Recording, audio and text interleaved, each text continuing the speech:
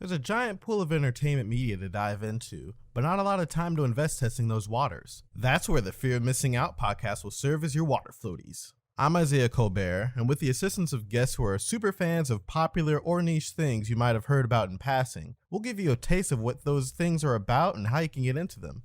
Mixed metaphor inbound, this week we're careening ourselves into space as we talk about Metroid. And we are live, pal. Alright, so I've got some fun guests here today. Can you guys care to introduce yourselves? I'll go first, I guess. Cam, also known as Green Eggs and Cam on the internet. Currently writing over at Dualshockers, doing reviews and news and features and hot take editorials and just weird stuff all over. Just having a good time and excited to talk about video games and yeah, pretty much like I always do. And I'm Charlie Wacholz. I also write at Dualshockers, and I'm pretty much doing a lot of the same stuff that Cam is doing over there. Working on just like a lot of interesting news stuff. Have a review coming out soon. Isaiah, when is this episode coming out? That's the power of editing. It depends on how good I am within the workload week that I get to doing things. Hopefully it'll be out by sometime the week after we're recording this, which happens to be a Saturday. Cool. That's going to be undisclosed for the time being. I'm going to throw myself under the bus. It happened like right after we premiered the first episode and we all got together and we're like, let's just do another one. So, okay. It'll be spread out into the interwebs. We'll do like a big kind of like promotion thing of it on Twitter and the socials so that people know to find it. So, starting out here, I'm a bit of a satellite fan of Metroid due to the main character being a tall lady in a spacesuit doing the pew-pews. It checks a lot of boxes for me. But for the uninitiated, what is a Metroid? What is that word? What's it all about? So a Metroid is a little space parasite. Kind of looks like a jellyfish, but if you took the tentacles and replaced them with teeth. Yeah, basically. Yeah, that's the gist of it right there, and just like latches onto your head sometimes. It's a whole experience, really. Okay. And so, what is Metroid proper? The series? What's that all about? So in the series, you take the control of Samus Aran, bounty hunter, who was raised by giant space chickens, and just an absolute just unit of a tall lady. That. Yeah, okay. Don't get me started on the Chozo. I could talk about the Chozo all day. And they turn her into a chicken lady too. Yeah, yeah. And they make special chicken lady armor for her, and so that she's able to most of the armor that she has, not all of it, but like a good portion of it is based off of Chozo technology, and they're like this ancient civilization that has some really cool lore that I wish Nintendo would do more with. Is there gonna be like a Colonel Sanders like crossover event with like some secret herbs and spices suits coming out? God, I hope so. Dude, God, I hope so. Metroid Prime 4 KFC collab would be insane. Just the Double Down will be the name of it or something like that. It needs to play whatever the new Metroid game is. Needs to play on whatever the KFC console, whatever that was about. It's just chicken nuggets, but they're the morph balls. You know what? I'd play it. I'd be here for it. So I'm curious. Chicken armor aside, I'm curious. So what put you guys on Metroid? Like, what was your kind of oh, this is really cool. First moment getting into it. What was that? What was that like? I think for both of us it was Smash, right, Cam? Yeah. For me, it was Smash 64. That was my first experience with Samus. Didn't really know much about it. I was like, this character. I didn't even know she was a girl at first. And at first, I was like, this character looks cool. They have a big, cool gun arm. I'm here for it. That's it. That already checks a bunch of boxes for me. So just cool, cyborg looking person with cool color scheme and gun arm. So I was here for it. So that was definitely my first foray into the character in the series. Yeah, I'm pretty much the same way. My first Smash game was Brawl, so for me it was Brawl instead of 64. But it's because I'm an old man. But I remember being maybe like 10 years old, and whenever someone would ask me like who X character is in that game, I'd be like, "Are you kidding me? You don't know who that is?" And it's like Snake from Metal Gear or Samus, you know. And the weird thing about it is that like most of those games I had never really played. So I was always like this weird like internet gatekeeper, but I didn't know what the hell I was talking about. You were more like talking about like who is like the tiers for like Smash and like maining and all that kind of stuff. Right. And so we've kind of like referenced it a little bit earlier, but the person in the suit isn't like your run-of-the-mill flat-top space marine. Quite obviously, it was revealed in the game that who was under the suit. So you guys kind of gave us a little bit of the lore, but can you guys give me a little bit more about who this Samus Aran is and what their story is, what her story is? She's a badass.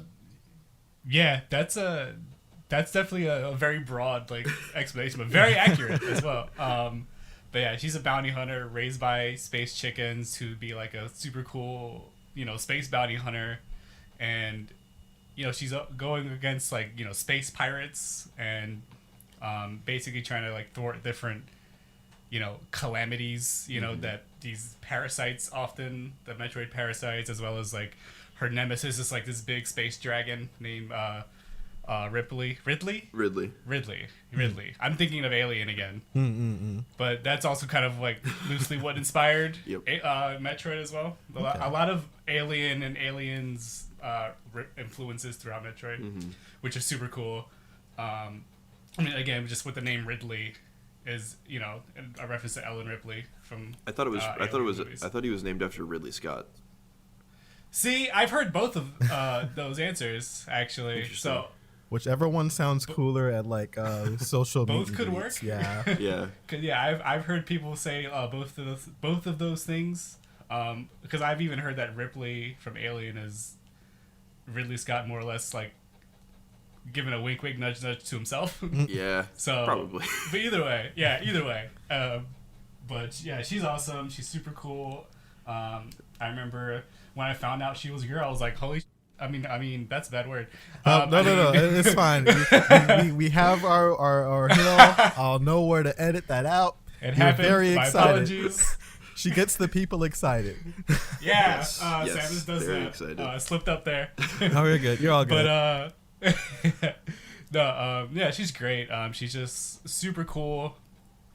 Definitely one of those characters, one of those franchises that I wish Nintendo would do more with, because they have a lot there, like a lot of cool lore that and so I guess we've talked. Oh, go ahead.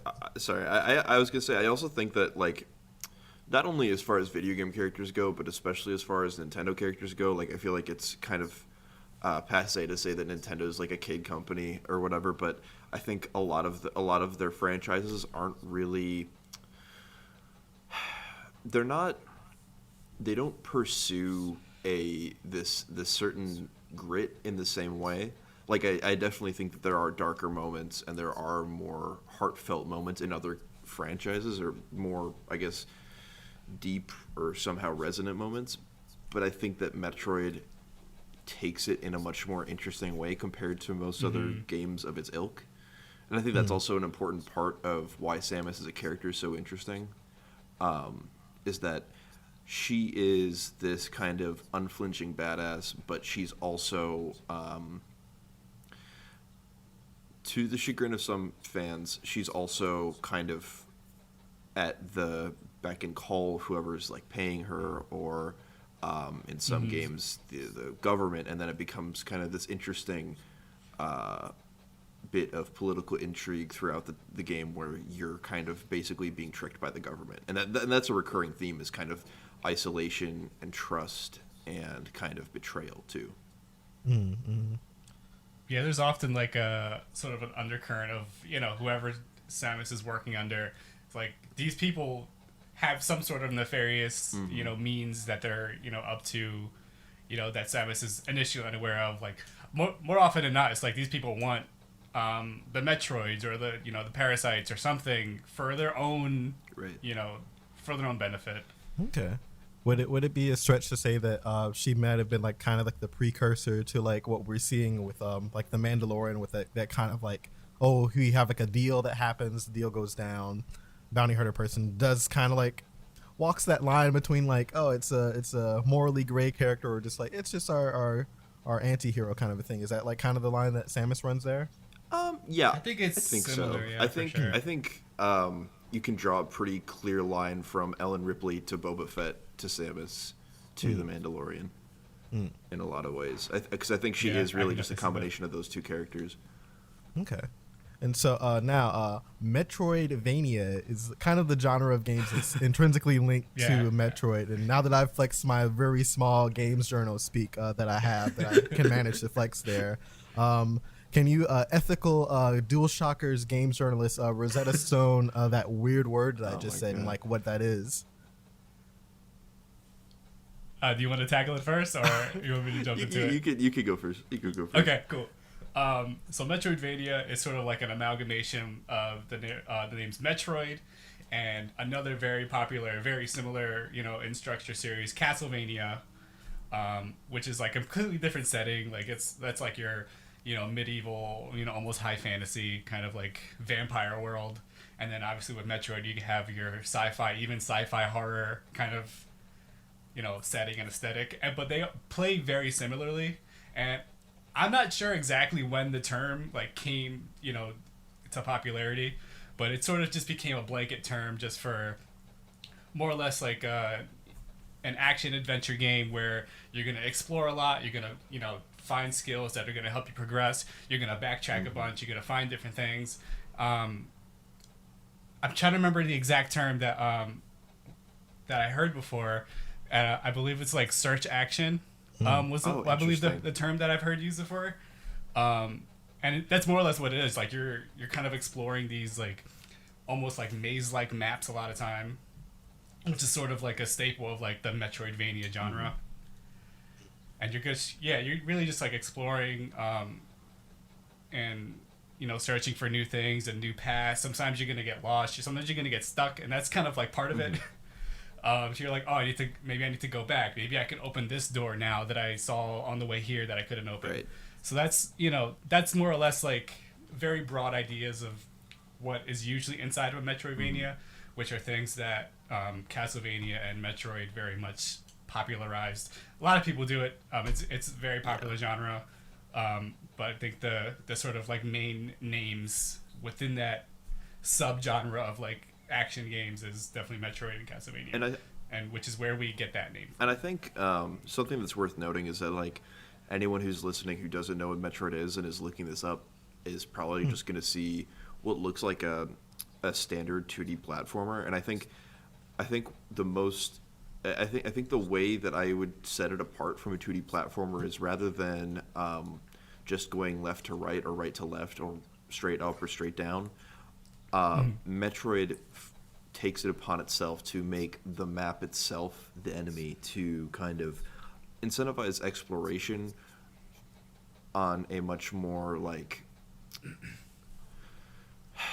I don't know, I don't, not realistic, but on a much more kind of just like immersive level. Because obviously platformers can reward exploration, and obviously, since like the original Super Mario Bros., there have been secret areas and stuff like that that you can get to only by kind of pushing the limits of what you think the level is.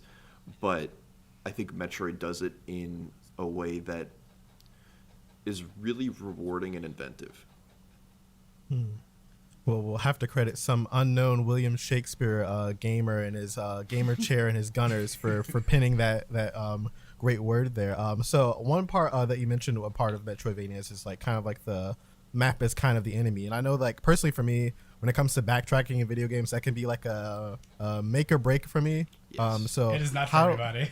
yeah. How does Metroid kind of compare with like doing that for you guys when it comes to playing it? I think it depends on which Metroid game we're talking about, honestly. Because for those who aren't aware, there's basically two kinds of Metroid games, aside from like one that's kind of in its own category that I don't fully understand. But most of them are either two-dimensional or three-dimensional, and the three-dimensional ones are first-person, but they still function largely like the two-dimensional ones, just on a different plane. But I think the 2D ones are just generally tend to be they just generally tend to be smaller, and traveling in between parts of the map is more efficient and kind of just more facilitated because of the way that the map is designed. Because it's just vertical and horizontal rather than 3 axes. So I think backtracking in the 2D Metroids, I can't speak for the original one and the original version of the second one, both of which have been remade into fantastic games. But I think that backtracking it's only bad if you're not paying attention and if you're not like thinking, because again, the map is an enemy, it's a puzzle, so it's not just going to give everything away to you right away. There are moments where you might get lost, but then finding the right place to push through that is kind of the satisfying part. But I'd also argue for the 3D Metroids, which are called Metroid Prime, I haven't had as much experience, but from my personal experience of playing the first one, I would argue that the backtracking in that is significantly worse, but that might be a controversial take. No, I don't necessarily disagree with you there. I think they do improve it in the later Prime games and the other two, but I definitely agree with everything you said about like backtracking and stuff. The map is more or less a huge puzzle, and if you just look at a completely filled out Metroid map, it's going to look kind of insane and maybe a little daunting. But there is like a method to it. It does make sense. Like it is like kind of like that puzzle. Like it's like, oh, like this area sort of like allows me to go back to this area, and like everything always connects. Everything's always interconnected, and which is never going to be apparent early on in the game. As you progress, you're going to be like, oh, I went through this door, but now like that gives me another like route to go through this area and a shortcut to go to this area. Like, so it all kind of connects, and I can understand, like, I know like that sort of like motto is not for everybody. Yeah. I know a lot of people that don't like backtracking, and it makes sense. I get it. I completely get why like that would put somebody off, because there are games that like do that well and don't do that well. But for the most part, I would say like Metroid is, one of those properties that, they sort of pioneered it, but over the years they have, gotten better with it as well. And even like a recent sort of example of like a Metroidvania would be like the Ori, the 2 Ori games, which are fantastic Metroidvanias.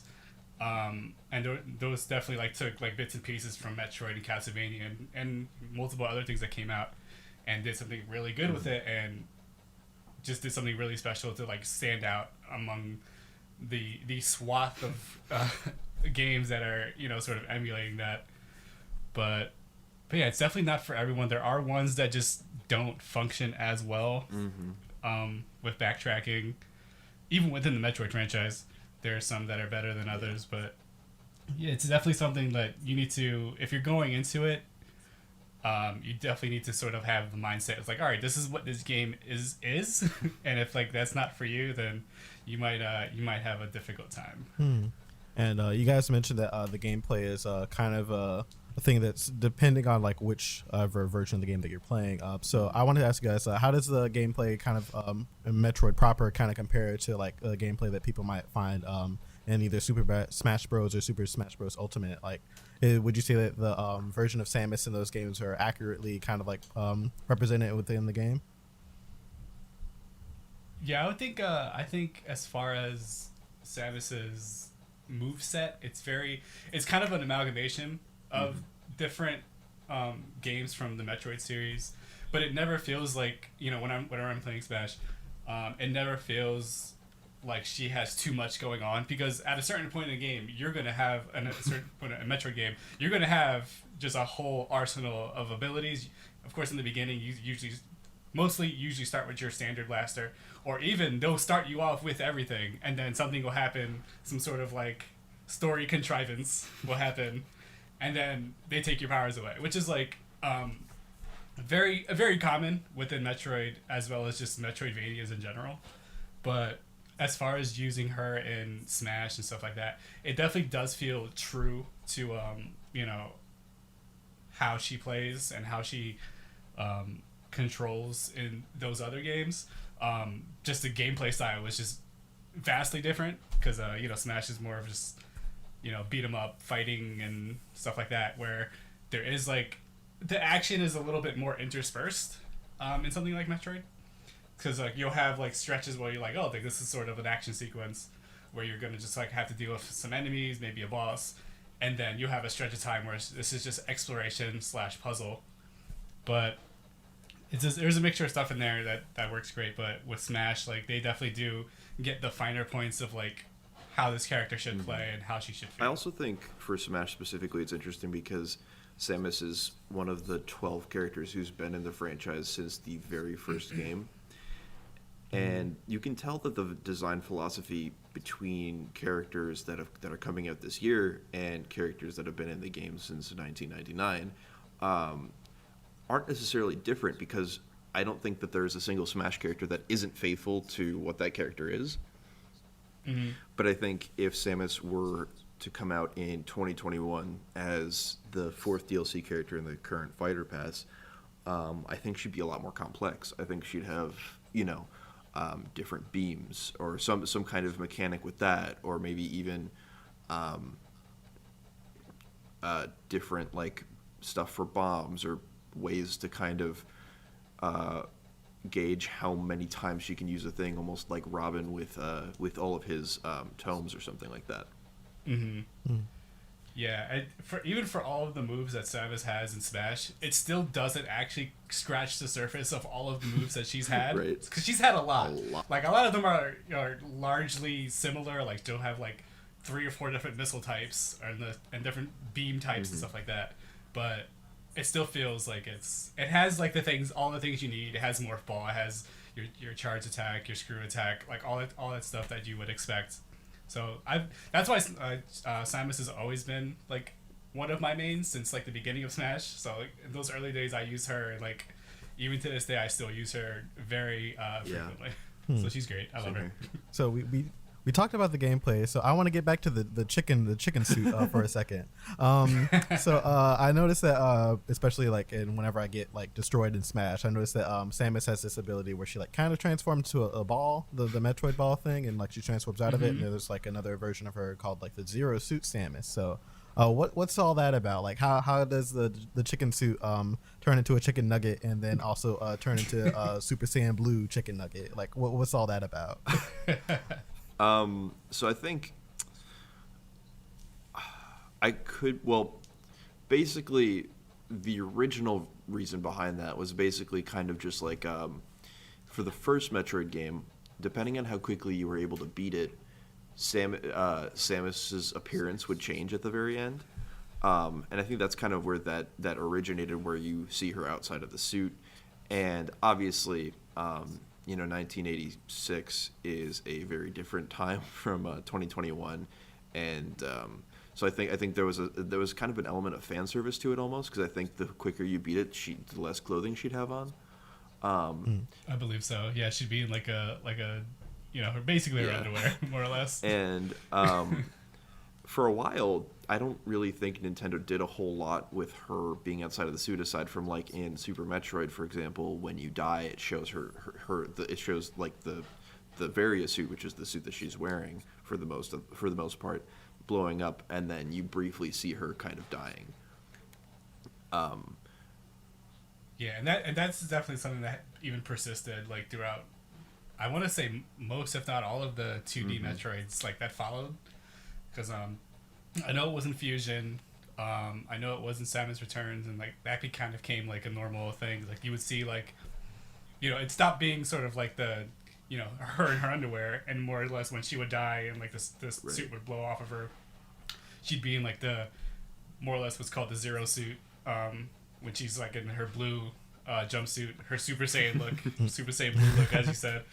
But yeah, so that definitely has become more of like a ubiquitous sort of like imagery from Metroid in recent years. And because in early ones they sort of like didn't emphasize it much, but then that became like its own character altogether in Smash, like a separate character, which I always thought was interesting. Yeah, at the end of the remake of the original Metroid game, you're able to play as her outside of the suit for the first time, and it's kind of this really interesting reversal in a lot of ways. Because at the end of a Metroid game, you are essentially unstoppable. You're like a tank. And at the end of this game, or like basically right before the end of this game, it takes away your suit, and you're supposed to like infiltrate this enemy base basically and get it back. And I think that might be one of my favorite sequences like ever. It's a really interesting kind of 2D stealth kind of thing that it has going on. And then once you get the suit, it's like this awesome, like, I would argue Doom level or higher kind of power fantasy where you just like tear through this base after you get it back. It's awesome. And so another thing I had to ask, because I also noticed that there's another character called Dark Samus. So is this like what's that character about? Is this like the My Immortal like version of Samus that's just sort of like walking about and just running amok, or what's that one about? So Dark Samus was something that came into play in the Prime games mostly, the Prime trilogy, where just for just through like a series of events like throughout the the trilogy, or mostly throughout the first game, and like in like the second game, Dark Samus becomes like a big factor as well. Pretty much her suit is like her and her suit are like corrupted and basically cloned, and one of the major antagonists of Metroid Prime 2 mainly is sort of a dark sort of like a nega Samus, who is just sort of more or less her opposite, who is just kind of there to like be in the way and give her headaches and just give her a very hard time as she's trying to keep her goals, or why she's trying to accomplish her goal is just trying to like basically getting in her way at all the worst possible times. And and as you said, Dark Samus has gotten pretty popular as like they've become sort of a character in Smash on their own. So it's kind of like they're pretty cool. Yeah. Is the suit kind of like made out of like tofu as like an equivalent, like tofu people kind of like help make this suit as opposed to the chicken people, or am I just making a terrible joke of the situation of this very cool character? They're actually made by like the cow from the Chick-fil-A commercials. Oh wow, yeah, deep lore. Yeah, just deep Chick-fil-A lore. No wonder the advertisements. Metroid 4. No wonder like Nintendo is swimming in like advertisement money. It's just all these crossovers. So yeah, I mean they have Smash Brothers. They have the Chick-fil-A. That's gonna be the next Smash fighter. The cow from Chick-fil-A. That would be hype. I'm calling it now. Now I might have told a little bit of an untruth, because I do know a little bit about some Metroid stuff. So in my less creaky kneed youth years, being raised on the Super Best Friends Play content, Rip Machinima, we won't get into it. I do know of like one other like part of Metroid that is kind of contentious for the fans.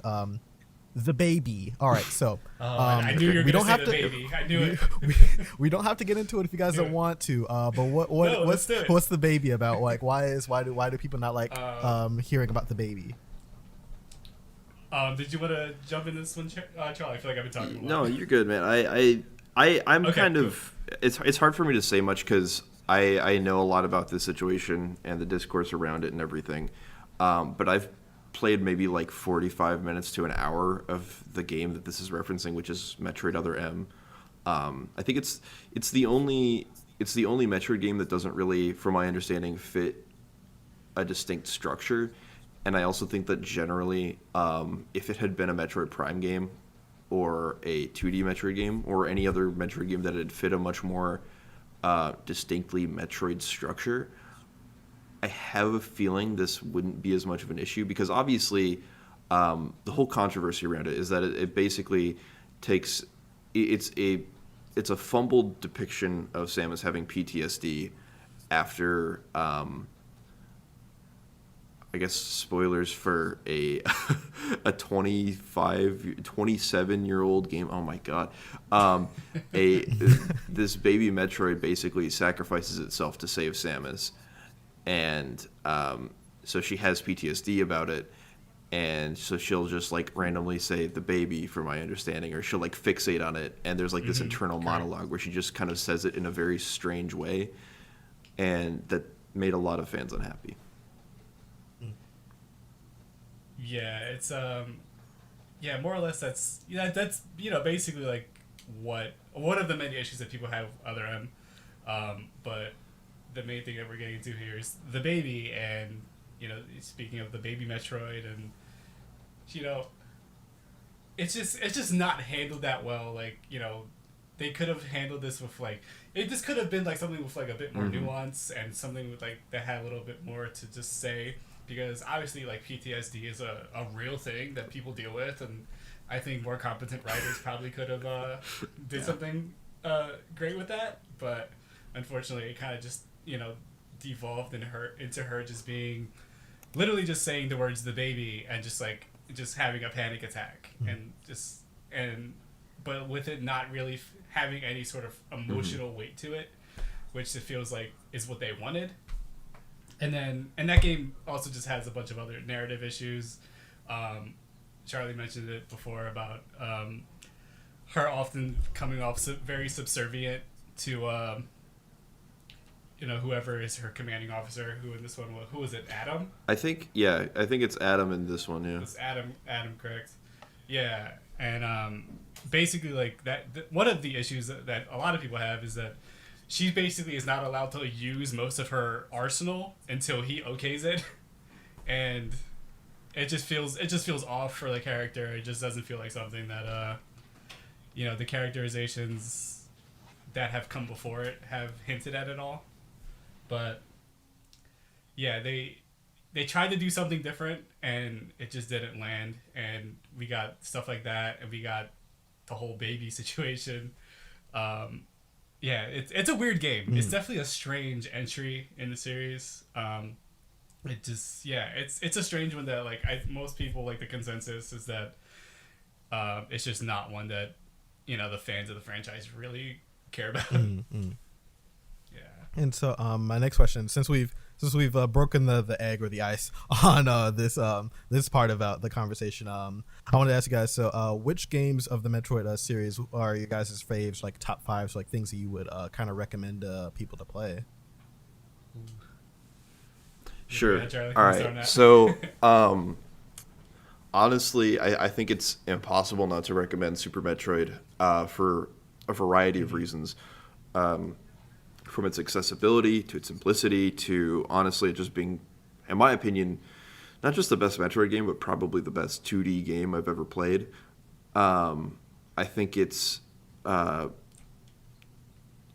it's kind of exemplary of Nintendo's development and output during the Super Nintendo era, where just everything is firing on all cylinders. The music is incredible, the sound design is incredible, everything looks awesome. Really great use of colors, really fantastic level and puzzle design. The game feels good, it plays really well, and I don't think there's a Metroid game that doesn't feel necessarily good, aside from maybe Other M and Federation Force.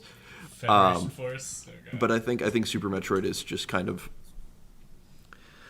just like a perfect pick. If you have a Nintendo Switch, if you have the Switch Online service, you have Super Metroid on your Switch, or you can get it for free with a really small download. So I think that's where I'd recommend people to start out. Otherwise, I'd say probably any of the Metroid remakes too are really good. I think just generally starting with 2D Metroid's a better idea.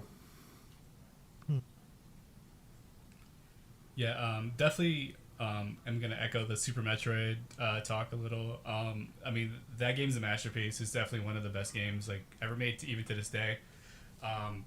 Definitely one of the highest points of the franchise still. It's just a fantastic game. It's definitely one you can always go back to for sure, and I often do. Another one that I know Charlie and I have similar feelings about, Metroid Fusion, which is one that a lot of people don't like, but I do love it. And I was pretty young when I played that one. I was maybe about, I think it came out when I was about 12, and I got it as a gift. And I love that one. That was one where a lot of people, one of the complaints was that it made it a little more linear, and at times it did sort of direct you a little bit more than the others do, since the others usually don't give you any sort of like marker of like you need to go here, you need to go there. But Metroid Fusion sort of like gave you like a little bit of that, but which it didn't bother me too much. But I guess some of the more, you know, Metroid purist type of people who just don't really care for that kind of thing. But a more recent entry, I guess it is the most recent entry in the series that I think about it, is the remake of Metroid 2. When they did Samus Returns on the 3DS, that game's phenomenal. That's probably my personal favorite, just because they did so well of, you know, revitalizing that already great game, and just adding so much. They added so much extra lore about the space chickens, which I'm definitely here for. It looks great. It plays great. They just did so much with it, and yeah, I was just so impressed. I ended up 100%ing that game, found everything, put a lot of time into it, and I loved every minute of it, every second of it, and that's definitely my personal favorite. And of course, the Prime trilogy I think is great. I don't think it's the best one to just jump into if you've never experienced the franchise, but I think you know, they're, as Charlie said, they sort of take a more first person. They have the first person perspective, which is definitely a departure from the other ones, but I do definitely think they're great once you sort of realize how different they are at times, and they can be drastically different from what the franchise is known for, but it does, you know, it handles those differences very well, and they're definitely worth playing, and there's a reason they're some of the critically acclaimed and most like fan adored games, you know, from Nintendo. Even and I think going off of something that you mentioned, Cam, I think for Metroid, the remake of Metroid 2 Samus Returns, which is on 3DS, I think it also does a really good job of kind of modernizing and making the Metroid formula more accessible, because I think they introduce a lot more like action elements, and also I think just because the 3DS has more buttons than most other consoles that you could play the other Metroid games on, I think it right it has like it has two things for movement, and so I think that allows for it to kind of take on a more actiony kind of feel, which I think it benefits it a lot. Really well. Okay. Before we close, definitely, I want to make sure that you guys, you grizzled veterans, give the good people some advice or some tips, maybe some like speed run strats, some builds that you'd recommend for playing Metroid. What's some tips that you can give to the lovely people? Don't be afraid. Well, just like initially, don't be afraid to just go crazy and just shoot at the walls, because there are things there. You're gonna want to find like all of this stuff, and like one of the things in, you know, throughout all the Metroid games is like there's hidden weapons, the hidden upgrades and stuff like that. Sometimes they're gonna be a little more apparent. Other times there's no way you're gonna know if you don't already know, or you are already referring to a guide. But like there are things hidden all over the place, in the ceilings, in the walls. Like, so if you use a bomb, or, you know, if you blast a wall, like it's possible that you'll see like an upgrade to your missile capacity, your health capacity, and that's definitely something to keep in mind if you're just deciding to jump in. And that definitely is difficult if you're just planning to speedrun it, because you do need to have so many things in mind of just like spatial awareness of where everything is. And Metroid is not the easiest game to just jump into unless you're intimately familiar with each of them or any of them. But if you're gonna speedrun, do your homework, run through the game at least once or twice just on your own, and then try to, as you can, get as much as you can along the way. Obviously with the speedrun, you don't have the luxury of, you know, exploring a little bit more and seeing more of the hidden stuff, which Metroid has lots of, and there's lots of things that you can miss as far as upgrades and stuff like that. I'd say if you're just kind of running through it, but it's definitely it's definitely doable. I haven't done it. I'd like to, but I would want to just study up on like whichever one I decide to jump into. But yeah, speedrunning is I've seen a handful of Metroid speedruns, and they're impressive. They're very impressive. Yeah, I'd say I definitely agree with everything that Cam said. I think honestly, depending on which entry you play, don't be afraid to play with a guide. I think for like the standard like critical path stuff, I don't necessarily think you'll need one. But I do think that kind of playing with a guide, at least for the first, like maybe third of the game, might really help you kind of get a feel for what you're supposed to be doing, what you're supposed to be looking for, that kind of stuff. But then on top of that, or even if you don't play with a guide, I think it's important to know that Metroid isn't really like a lot of games that look like it, and it isn't like a lot of other Nintendo games. You should prepare to feel kind of isolated and alone in a much more bleak setting than you might be used to if you mostly play Nintendo stuff,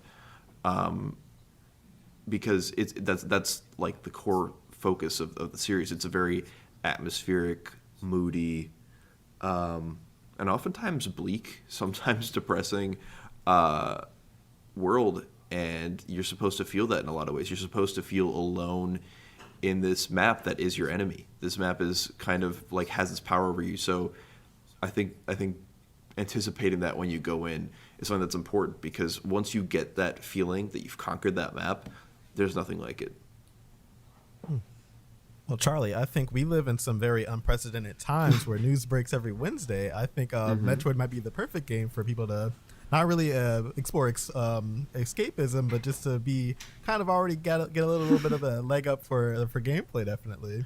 Yeah, I mean, listen, if you're like me and instead of pursuing happy, bubbly, cute things during these trying times, and instead you want to play depressing, challenging, isolating stuff like I have been, I definitely recommend giving it a shot. And even if it's not what you're looking for, I think there are moments of like beauty and kind of, I guess, awe. I don't know. I think it's hard to have awe when we're at a point with how games look. It's kind of hard for a lot of people to kind of appreciate certain things about them, but there are those moments too, and I think that's also what makes them more powerful is the darker themes. Well, all right. I'd say that has been a podcast. I would say that hopefully our dapper ladies, gents, and NBs are primed for getting into a Metroid. See the little joke I did there. Yeah. That's good. I wrote that one in a script somewhere that I'm totally not reading from right now. You guys, what? Here's the part where you plug whatever you're working on. What are you doing? Where you working at? Sure. I was just pulling something up so I could check. Okay, so you can find me on Twitch and Twitter at CHAS_MKE. That's Chaz Milwaukee. You can also find my work over at Dualshockers. Around the time that this is coming out, I will have a review for Little Nightmares 2 going up. I think right now the embargo lifts at 7 a.m. on February 9th. So stay tuned for that. And then also I have a podcast called Comfort Food, and you can find that on Twitter at comfort_food_pod.